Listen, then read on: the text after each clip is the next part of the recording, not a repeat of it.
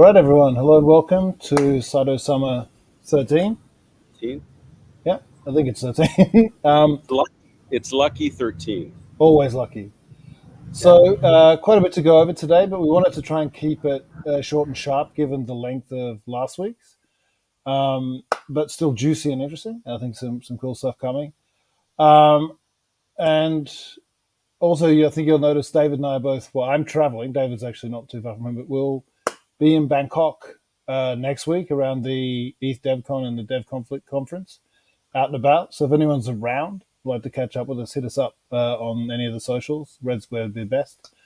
Be really great to catch up with any citizens or Saito interested people. Yeah, sorry, I'm muted because we just got a car that came in here. Fan. Right. But yeah, if you're in Bangkok, you're coming to Bangkok, drop a line, let us know. Yeah. We Yeah, we'd love we to know talk to people. we know where there's good Thai food. We know where there's good Xinjiang food. So yeah, get in touch. We'd love to.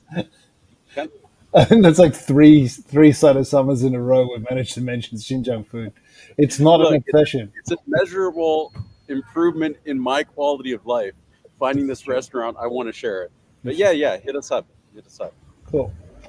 So I think we'll go to the normal, what has become the normal Saito Summer format for today, and just hop in with a little bit of an update on what we've been working on and where we're at. So I think we talked a lot last week about Rust. We've been digging into that work around ATR and testing, all the functions on the chain, sort of getting ready to move into that turbo mode. Yep. Uh, Con is working on that right now. It's connecting we've revamped the way the blocks work, the variable names. We mentioned that stuff. That needs to connect to WASM, which is Rust compiles into this little binary blob. And that binary blob has a JavaScript wrapper. And then the Saito client connects to the wrapper, which connects to the blob, which is Rust. Yep. So that work is happening. We got the blog module happening. Yep. So that's basically in order to port Saito.tech, that whole site over and get rid of it. We don't want to lose the blog post content, so we're going to have a blog module that's being put together.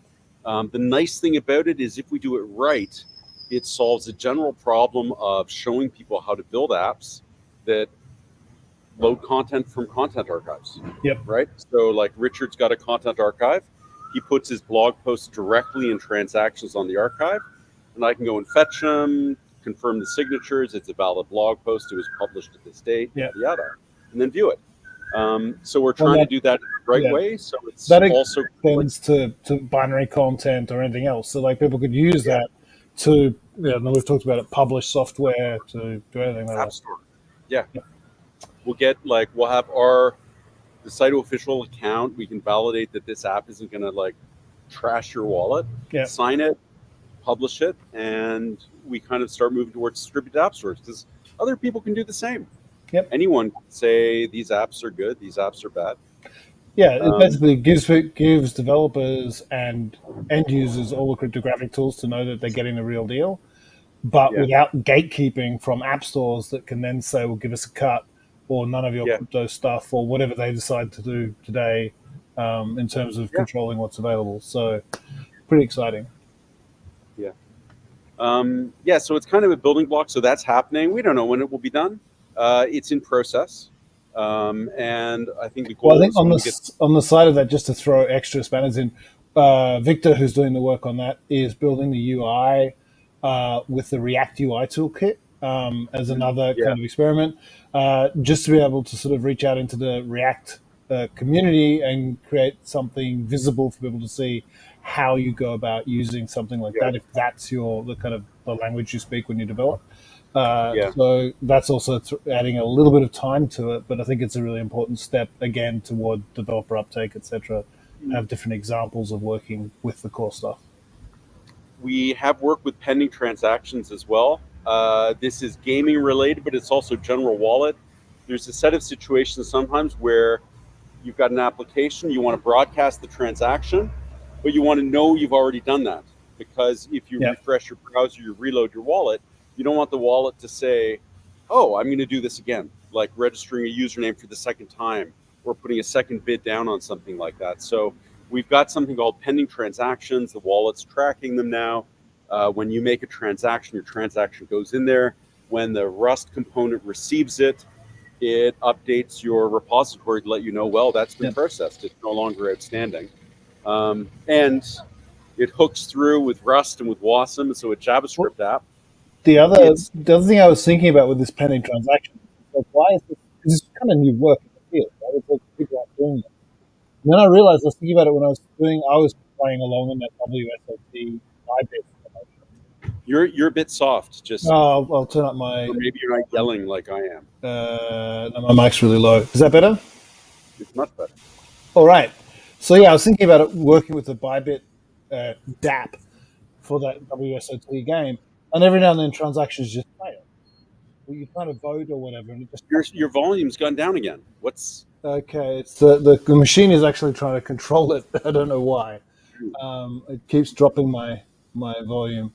I might just yeah hold it in place. Anyway, what I realize is, of course, in their UI, it just you just get failures. You get yeah failures, and there's nothing you can do. And like that's the user experience. And what we're doing here is we're saying, no, that's not good enough. If you want apps that people enjoy using, yeah. etc., you're going to Well, need to solve for this.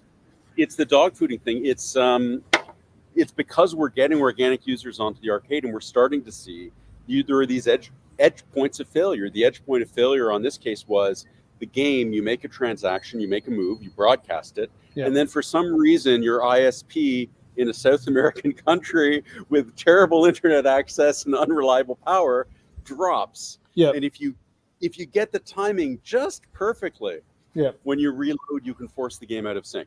Right. Or you can require this manual and the pending transaction sorts it out because it knows, oh well, I've saved it, and then when I reconnect, I can rebroadcast Right. it. Yeah. There's like this really specific edge case that solves, but yeah, it's also one of these weird things with gaming on Saito and Open PKI network work, where unless you're building these kind of apps, you don't really think about these problems. It's two things. Unless you're building this kind of app and you're perfectionist enough or hardcore enough to say, I'm not going to put up with telling users all transaction failed. Yeah. Right? And just having them have to work out what to do with them. Part of that's because obviously in a game, you have to be able to restart at least, right? You can't just have, oh, well, the game broke. Like you've been playing for 45 minutes and it's dead.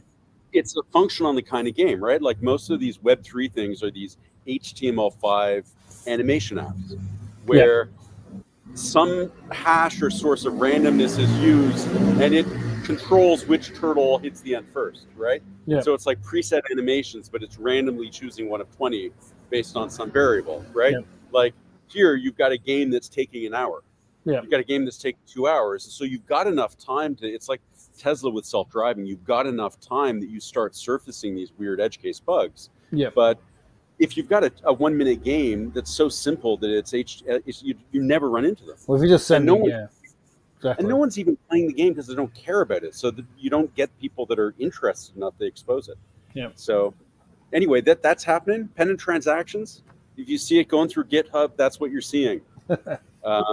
It's with games, but it's anything else because other applications might want to say, look, if you refresh the page, I want to know if you've done this because maybe the UI is going to be different if you have migration tool.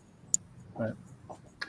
Cool. So there's a bunch of other stuff, but we'll talk about this next week. Richard, we got happy news for people. Happy news for people. So we've been getting a lot of when.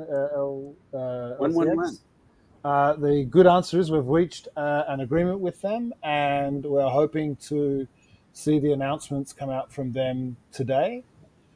Mm-hmm. And we're hoping to have listing on Tuesday. So that's what the agreement is. So we should be seeing that all process over the next few days. It's been really good working with them so far. I mean, endless thanks to Maxine for getting the ball rolling and for kind of hooking us up together. And then it's just been a matter of making sure everything makes sense and how we're going to work together to promote the listing to get value out of it for the community and the exchange. So you'll be seeing some, some very traditional exchange-based kind of promotions, getting tokens in front of people, trading comp type stuff. as well as we'll look to do an interview with someone from their side in a longer form at some point, and we'll do some AMAs and stuff into their community. Really hope people can get behind this, participate in those sorts of things, make a lot of noise about it, make it worthwhile for this exchange because everybody else will be watching, and this is good. But it's great. All the liquidity's been purchased off the market by them. It's a really positive step for It's us. And also it's how we want to do it's it. a European language pair, Euro, right? Right, that's the other big thing. This is fiat, first of all, so it's European regulated fiat, so it's covering a market Yep. really well for us. And it's a euro pair, which we haven't had before. Yeah. So people will be able to, do bank transfers, etc., all the stuff that makes it really easy to start participating. So we're really excited about all of those aspects to it. And hope to make it a real success on both sides so that we can keep going with this kind of thing. Cool. So that's really the meat of it. I have questions. Bring him to Red Square. I'm Richard. Honestly, Richard deserves, and Maxime, you guys. That's where the credit belongs on this one. But I'm impressed. I think it's also good for us as a community to be supporting exchanges that are behaving properly. Right? Like there was the scandal with Coinbase the other day, like Brian Armstrong about. Oh no, like we don't sell this. It's like fucking bullshit, man. And like we've seen front row seats to the shit that those kind of places list, the way they try to get away with it. Like maybe they're saying that now. We'll see what happens in 6 months, or as the Bitcoin price keeps going up. I've been seeing promotions from. I'm not sure if they're real promoters from the exchanges or whatever, but people talking, the listing prices are going up because crypto is going up, which makes no sense. It's exactly the kind of nonsense that they put out, which is trying to pressure projects to hand over cash, again, for no real logical reason. So it's good to be working with a group that are just upfront about what they're doing, easy to move forward with, and sort of took feedback and came up with good ideas themselves on how to do cross promotion and stuff. So really excited about the next couple of weeks and ongoing with them. Yeah. So if you're in Europe, we'll get this stuff out. If you're in Europe, actually, we should encourage people to be creating accounts. Yeah. I really would go and point this to and say, use this exchange now. Right, exactly. And the amount of effort that they put into promoting us to their non-Saito community will be in no small part directly related to how much noise our community can make and how much value they see in people from our community coming along. So if you've got any opportunity to do it, create an account, put some Saito in it, do some trading, those sorts of things, it will really help the project and help what's now a supporter. So get in there, get involved, and we'll keep you updated. So blog posts, pending transactions, LCX. Yeah, it's stuff's happening. Lots of stuff. And we're in Bangkok. So if you're in Bangkok, drop by. Richard, you arrive tomorrow afternoon. Yeah, I'm around for about a week from tomorrow. The Dev Conflict thing is on over the weekend, and then East DevCon's the next week. So there's lots going on in and around those. We'll generally be about. So do hit us up if you're interested, and we'll be preaching the great word of Saito to as many people as will listen in between. Yeah. Cool. Well, we always say we're going to wrap it up quickly. Let's actually do it. Sorry, actually talk about crypto. Oh, you're here to talk distributed consensus. The question you were actually asking was, yes, let's get practicing for that. All right, the meme of the two lines where one's like, talk about crypto, and the other is like, party and pump, All right. Well, anyway. Thanks, everyone. And we'll be on the wires, and you'll start thinking. Yeah, we'll see you on Red Square.